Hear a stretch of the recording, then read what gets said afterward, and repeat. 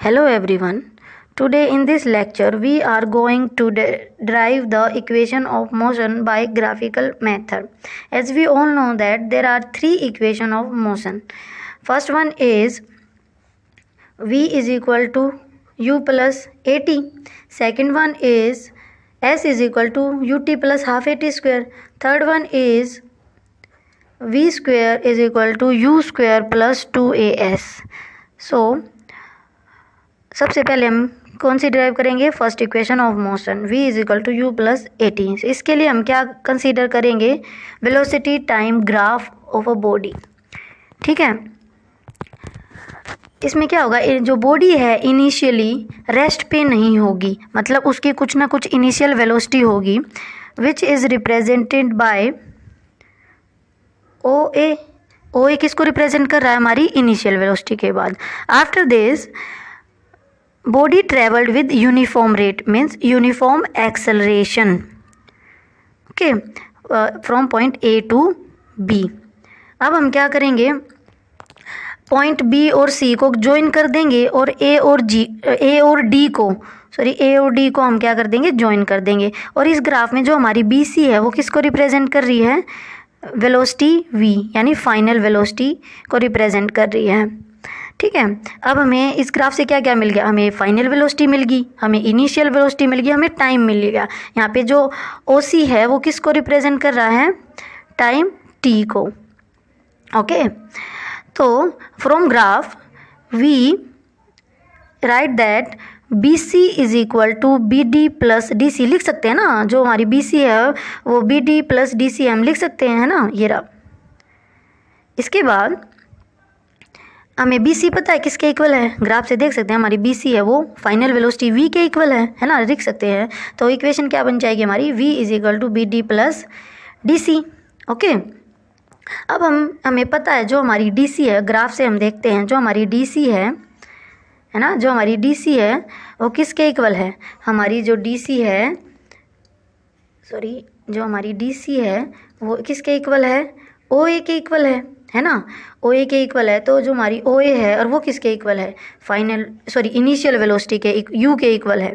ठीक है, तो हम लिख सकते हैं जो हमारी V है वो किसके इक्वल हो जाएगी? BD प्लस U के, है ना.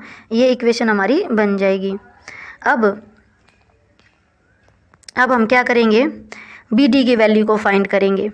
कैसे? ग्राफ से हम देख सकते हैं, हमें पता है as we all know that velocity time graph gives uniform acceleration. तो हम कह सकते हैं जो हमारा एक्सेलरेशन होगा वो किसके इक्वल होगा? स्लोप ऑफ लाइन AB, है ना. जो यहाँ पे लाइन AB है वो किसको रिप्रेजेंट कर रही है? स्लोप को. ठीक है, तो हम कह सकते हैं जो हमारा एक्सेलरेशन है A है वो किसके इक्वल होगा? स्लोप के equal, slope of AB line, है ना. तो AB लाइन का जो स्लोप होगा वो क्या होगा? That is BD upon AD. Okay, तो हम लिख सकते हैं जो हमारा एक्सेलरेशन है वो किसके इक्वल हो जाएगा? BD upon AD. और हमें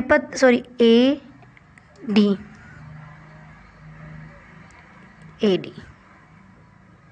तो यहाँ पे जो AD है वो हमारा किसके इक्वल है? OC के, है ना. OC क्या है? OC टाइम को रिप्रेजेंट कर दिया. तो हम कह सकते हैं जो AD है वो भी हमारा क्या हो जाएगा? T हो जाएगा. तो हम कह सकते हैं जो हमारा एक्सेलरेशन है वो क्या होगा? BD upon T. तो यहाँ से हमारी BD की वैल्यू क्या आ जाएगी? AT. तो अब इसको हम क्या करेंगे? उस इक्वेशन में पुट कर देंगे. That is V is equal to BD plus U. यहाँ पे BD को रख देंगे. देखो ये हमने यहाँ पे डिराइव कर रखा है. पुट करेंगे तो हमें क्या मिलेगा? V is equal to AT plus U हमें मिल जाएगा. और इसको रीअरेंज करेंगे तो हमें क्या मिलेगा? V is equal to U plus AT. That is our first equation of motion here, और we can also derive it. Okay, अब हम क्या करेंगे, सेकेंड इक्वेशन ऑफ मोशन को डिराइव करेंगे, that is s is equal to u t plus half a t square. यहाँ पे s क्या है हमारा, distance travelled by the body. फिर से हम वही ग्राफ पे जाएंगे, है ना। यहाँ पे क्या करेंगे, हमने सपोज कर रखा है कि जो बॉडी है वो ट्रेवल कर रही है with distance s in time t। फिर से हम उस ग्राफ पे जाएंगे, ठीक है। तो बॉडी ने कितना डिस्टेंस ट्रेवल किया, कितना डिस्टेंस ट्रेवल किया, जो ये area covered by the figure है, मतलब एरिया कितना कवर किया उसने, OABC। तो हम कह सकते हैं जो हमारा डिस्टेंस ट्रेवल्ड है वो किसके इक्वल होगा, एरिया ऑफ फिगर OABC। तो हम बोल सकते हैं जो हमारा S है यानी डिस्टेंस ट्रेवल्ड है वो किसके इक्वल होगा, एरिया ऑफ फिगर OABC लिख सकते हैं ना हम। और जो अभी एरिया ऑफ फिगर OABC को कैसे निकालेंगे, हमने देखो यहाँ पे इसको दो पार्ट्स में डिवाइड कर रखा है, एक ट्रायंगल वाला और एक रेक्टेंगल वाला, ठीक है। तो हम लिख सकते हैं जो एरिया ऑफ फिगर OABC है वो हमारा किसके इक्वल होगा, एरिया ऑफ ट्रायंगल ABD और area of triangle area of rectangle OADC। देखो हमने यहाँ पे लिख रखा है, ये रहा ये वाला फॉर्मूला, ठीक है। तो हम फर्स्टली हम क्या करेंगे, हम एरिया ऑफ रेक्टेंगल निकालेंगे OADC, ठीक है। फिर से हम वही ग्राफ में जाएंगे, वहाँ पे देखते हैं। तो रेक्टेंगल हमारा क्या है, OADC। हम सबको पता है जो हमारा एरिया होता है रेक्टेंगल का वो क्या होता है, लेंथ इनटू ब्रेथ। और यहाँ पे लेंथ का काम कौन करेगा, हाँ यहाँ पे लेंथ का करेगा ये टाइम t, और ब्रेथ का काम करेगी यहाँ पे इनिशियल वेलोसिटी OA। तो हमारा जो एरिया ऑफ रेक्टेंगल OADC क्या होगा, एरिया ऑफ रेक्टेंगल क्या होगा, OA मल्टीप्लाई OC। OA क्या है यहाँ पे, U इंटू OC क्या है हमारा यहाँ पे T टाइम। तो ये हमारा हो गया UT। तो हमें एरिया ऑफ रेक्टेंगल मिल गया क्या है, UT, ठीक है। अब हम क्या करेंगे, एरिया ऑफ ट्रायंगल निकालेंगे, that is ABD, area of triangle ABD। हमें पता है कि भी कोई भी एक ट्रायंगल होती है उसका एरिया का फॉर्मूला क्या होता है, half into base into height, half into base into height. तो इस फिगर में ये जो ट्रायंगल वाला है इसमें बेस का काम कौन करेगा, बेस का काम यहाँ पे करेगी AD, ठीक है, और हाइट का काम करेगी यहाँ पे BD, ठीक है। तो यहाँ पे हाफ हमें क्या मिलेगा, हाफ इंटू बेस की कौन है हमारा AD, ओके, और हमारी जो हाइट है वो क्या है BD, ठीक है। AD की वैल्यू हमें पता है, AD किसके इक्वल है, OC के इक्वल है ना, OC के इक्वल है। तो OC किसके इक्वल है, टाइम को रिप्रेजेंट कर रहा है। तो हम लिख सकते हैं half into time into BD। हाँ BD हमने फर्स्ट इक्वेशन ऑफ मोशन जब ड्राइव की थी वहाँ पे निकाला था, BD क्या होता है AT, हमने निकाला था BD किसके इक्वल है 80 के। तो हम यहाँ पे 80 लिख देंगे। तो ये क्या दे रहा है हमें, half AT square. So this is our area of triangle ABD। तो अभी हमने निकाल लिया एरिया ऑफ रेक्टेंगल क्या था, एरिया ऑफ रेक्टेंगल क्या था UT, और एरिया ऑफ ट्रायंगल क्या निकल गया हमारा, हाफ AT स्क्वेयर। अब इन दोनों को उस इक्वेशन में पुट कर देंगे, जो डिस्टेंस ट्रेवल जो हमारा है एरिया ऑफ फिगर OABC। तो देखो ये हमने यहाँ पे निकाल रखा है, ठीक है, area of rectangle area of triangle same. इसको हम क्या करेंगे, अब इसमें पुट कर देंगे तो हमें मिल जाएगा distance travelled is equal to UT plus half AT square. This is our second equation of motion, okay, clear है। इसके बाद हम करेंगे अब third equation of motion, that is V square is equal to U square plus 2AS। इसको भी drive करने के लिए हमें वही सेम ग्राफ को देखना पड़ेगा। We have just seen that the distance travelled S by a body in time t is given by the area of figure OABC which is a trapezium। वही हम सेम ग्राफ में जाते हैं एक बार वहाँ से। वो मैंने पढ़ा, उसका मतलब क्या है कि जैसे हमने second equation of motion drive की थी, उसमें जो हमारा डिस्टेंस ट्रेवल था वो किसके इक्वल था, area of this figure O A B C, O A B C. ठीक है, तो इस फिगर को देख के आपके माइंड में कुछ और भी आ रहा होगा कि भाई ये फिगर कुछ और भी शो कर रहा है। Yes, that is trapezium. जो ये फिगर है ओ ए बी सी, ये किसकी शेप है, एक ट्रेपीजियम की शेप तो है ना। तो हमें पता है कि भाई जो ट्रेपीजियम होता है उसके एरिया का फॉर्मूला क्या होता है, sum of parallel sides into height upon 2, है ना।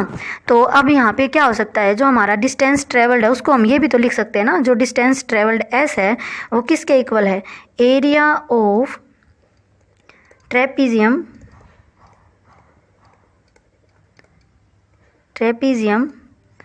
ओ ए बी सी लिख सकते हैं ना हम।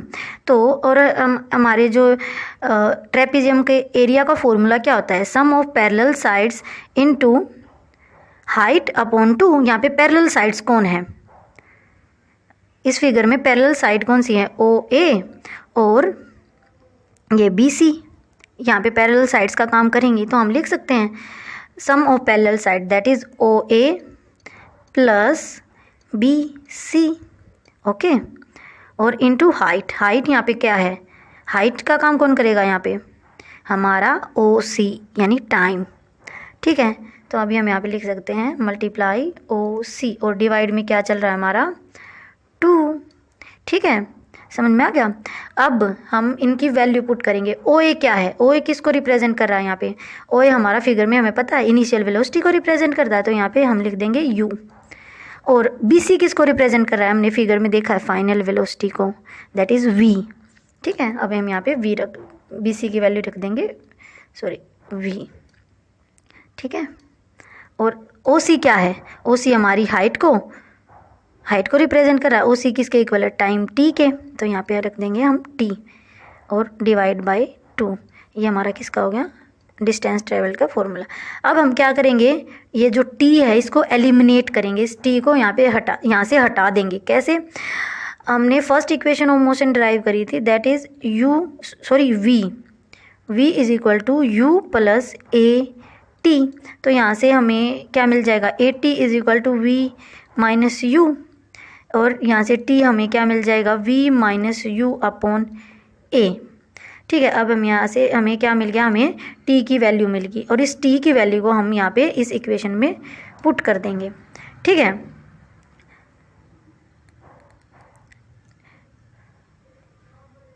अब हम वहीं पे जाते हैं पीछे जहाँ पे हमने स्टार्ट किया था, third equation of motion. Same देखो मैंने यहाँ पे कर रखा है, पैरेलल डिस्टेंस ट्रेवल हमारा सम ऑफ पैरेलल साइड्स हो गया इनटू हाइट अपॉन 2 हो गया। फिर यहाँ पे हमने लिख दिया सम डिस्टेंस ट्रेवल क्या हमारा O A plus C B into O C upon 2।